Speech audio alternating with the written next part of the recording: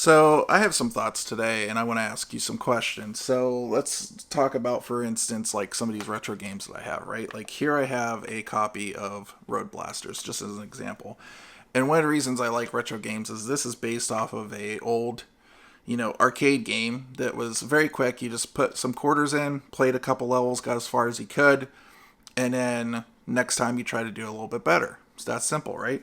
And there's games like a little bit more depth on there and stuff like Shinobi and stuff, but a lot of those games, when I was a kid and the way my life was kind of structured then, we kind of like had to get as much as we could out of those games and figure out like every little trick and stuff.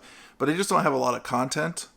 But in today's day and age, like I have enough bandwidth for a game of Road Blasters at any point in time because it doesn't take very long.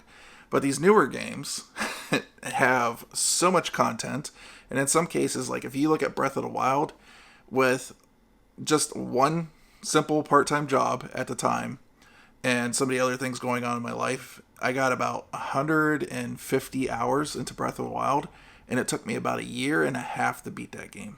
Now, granted, I played other stuff and all that while playing Breath of the Wild, but going back to it continuously, it took me about a year and a half to beat it.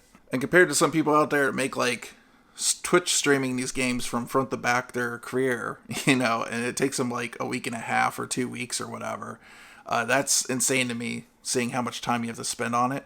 I'm nowhere near the end of Tears of the Kingdom. Anyways, when I got the Nintendo Switch, I told myself I'd have some fun. I knew physical gaming was going away, and I'd get myself a nice little collection built up towards the last end of this generation. So I didn't go super crazy with it, but I'm about, I would say like 125-ish games in there somewhere. And it's been fun. I've had a lot of fun doing that. But when it comes to the honesty of like these other game consoles like Xbox, PlayStation and stuff, I never really searched out to get the physical copy necessarily because from my standpoint, a lot of these games have so much meat on their bones that by the time I'm getting through on beating them and I put them down, I don't really go back to them ever. So about a year ago, I finally got a PlayStation 5. I did skip the PlayStation 4. I just did not have that console that generation. I was primarily a PC gamer at that time. And so I decided to get a PS5 because I knew it was backwards compatible and I thought there was some value there and I can get games relatively cheap that were PS4 games I missed out on and load them in and play them on the PS5. And in some cases, play them better than they could on the PS4. So I got the bundle with Horizon 2, not Zero Dawn, but whatever the second game's called. And started unboxing it, got on PlayStation Plus, and saw it on PlayStation Plus to play games online. You had to have a service called Essential, but then there was also like Extra and Premium. And I saw on Extra a lot of the PlayStation 4 games I was planning on getting at like a mom and pop used game store were just on the service, and I could just pay $100 for a year of that and just get it, right? So I tried a few games out over the year that I had PlayStation Extra or whatever it's called. And how many games did I beat? I beat Ghost of Tsushima, the director's cut, Spider-Man PS4 edition, and then Miles Morales. Now, in the year that I had that, and those are the only 3 games I really beat. I played some other stuff like Stray and all that, and I thought it was okay, but I wasn't like super into it. But after the year I had all that stuff, I beat those 3 games. And those 3 games, if I just went out and got them on sale, would have been well under $100. But I was telling myself I'm saving shelf space. I don't have to worry about storing this thing or getting up and putting the disc in or whatever excuse I was trying to make into not actually getting a physical copy. And I do think there might be some people out there, especially like kids, that just basically have the responsibility of going to school and coming home and doing homework, and that's pretty much about it. And maybe they can plow through a ton of games in a year. I just cannot. That's not the way my life works. And on top of that, my life isn't just video games when I'm off.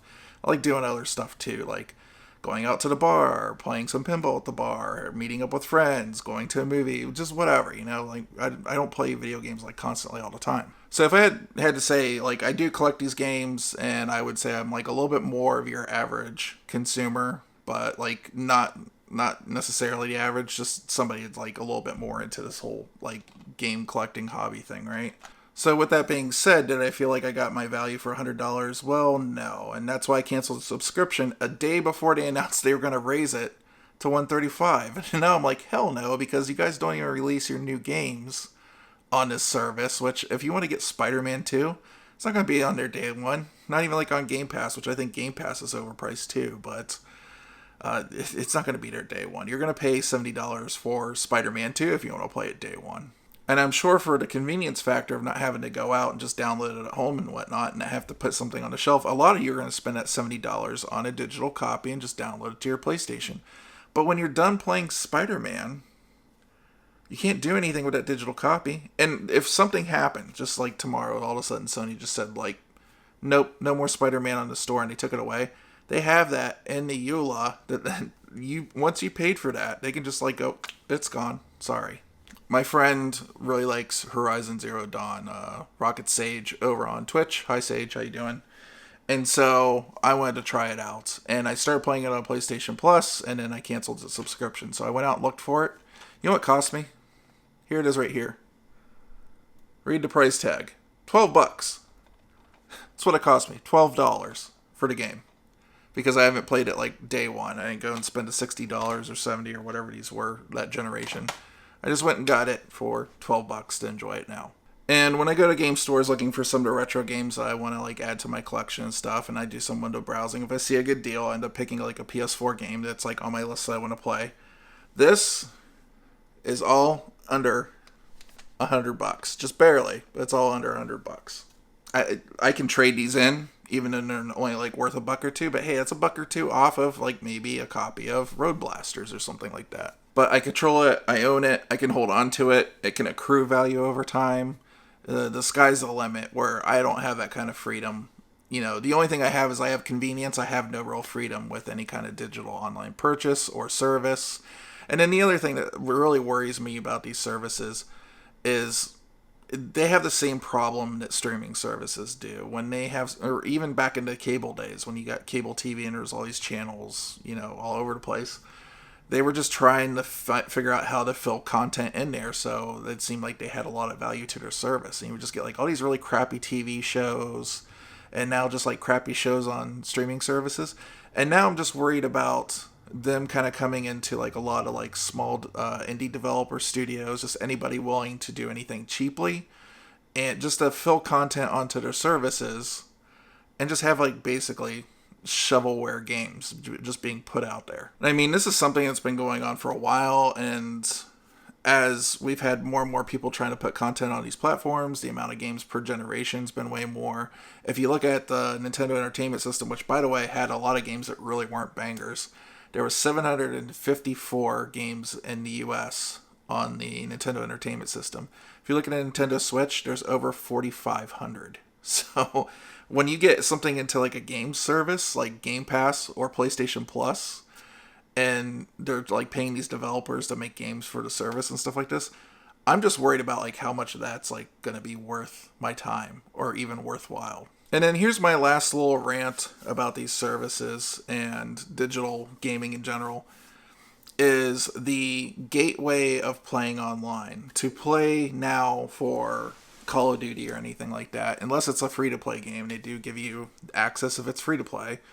But if you want to play online on any game that you pay money for, or happens to be on one of these services, that's the thing that kills me, is it's the game that you pay money for. That's the one they're blocking out, not the one you can download for free. You have to pay $80 a year now to get 3 crappy games a month and online. But I pay my internet bill. I'm online already. And why are you blocking me from having like my friends lists, or, you know, like certain things like cloud saves? I don't need cloud saves necessarily. Voice chat, I use Discord. I think a lot of people do now. Like, these services were revolutionary back in the early 2000s when online gaming on a console was still like a relatively new thing, and people were like figuring out how to do this. And you had games like SOCOM with like the headset and all that, which is ironic because they didn't charge us any money for that. But now they do. And when you look at like a game like Call of Duty, for instance, even like Warzone or something, it's not PlayStation servers you're playing it on. It's Activision servers. The PlayStation is just allowing you to dial or go through their network to connect to an Activision server. Same thing with Apex Legends. You're just playing on an EA server. I know that for a fact. You go there, it asks you to sign into EA to get access to it. It's so asinine. especially in an ecosystem where developers are paying anywhere from 20, and that's usually if you're a big guy like Activision. If you're a small indie developer, you're probably paying 30% for a licensing fee. And then to get your game validated, there's an extra cost to that. Where's that money going? And why are you pocketing my money? And why do you need my money to allow me to play games with my friends online? That's something I've never understood. You know what it is on Valve to play online games? It's buy a game that's $5 or more, and then you can just play. Like, some games like Mario Kart and stuff are fine, but why am I still paying to play even just $20 a year on that service? Have you played some of these games on Nintendo's service? They don't play that great. It's basically the best playing ones are Mario Kart and Splatoon. So let me ask you, why is it such a hassle to have this on your shelf and actually have something that's in your control that has some kind of value that you can return back for the next thing you want to get? And why are you still paying for the privilege to pay online? Why are you still paying for these services for these games and stuff? I understand there's a convenience factor, but sooner or later, that's gonna all this other options out there are gonna dry up, because if that's what you're going for, that's all there'll ever be. And it's like so weird. It's permeating in other parts of our lives. Like BMW, I think, had like a program where, and you get heated seats with every car, but if you wanted them activated, you had to pay like a subscription fee, basically, to have the heated seats turned on. How many years down the road is it where we can't actually just buy cars anymore? We'll basically subscribe to them. I'm just saying, if you don't like stop, look around, start asking questions, start voting with your wallet, and stop giving these guys money, sooner or later there's not going to be anything else around to argue about or say, hey, there's maybe a better way to do this. You know, there is a better way to do this right now. And that's this. It's not convenient, but it's better. So I want to ask you guys, why are you so opposed to picking up physical games, having that kind of, give up a little bit of convenience to have that kind of power to sell this, or have something tangible to sell in the long run? And like, what really kind of convenience are you getting? Are you playing enough games per year, honestly, to justify, the service itself, the cost of the services themselves? I can easily say no. Wow, that was very old man on the soapbox kind of thing. Anyways, see you guys in the next video. Have a good day. Later.